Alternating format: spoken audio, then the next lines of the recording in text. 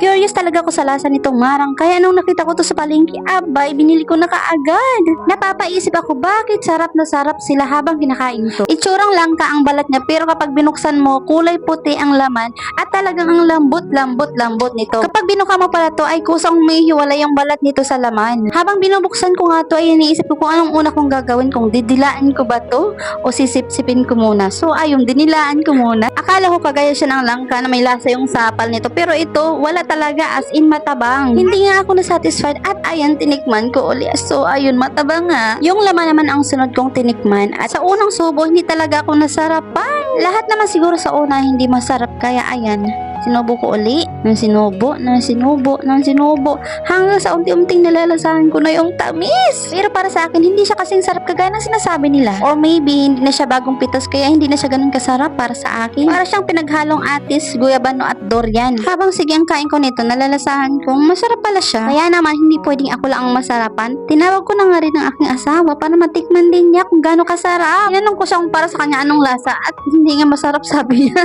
Hindi na masarap, pero tingnan mo pa ulit-ulit ng kinakain. Kung i-rate ko nga to ay 6/10 ang score nito sa akin. Siguro mababago yun pag natikman ko yung bagong pitas. Yung buto naman niya kahawig lang ng langka, pero medyo maliit siya. Kalahati lang ng size ng buto ng langka.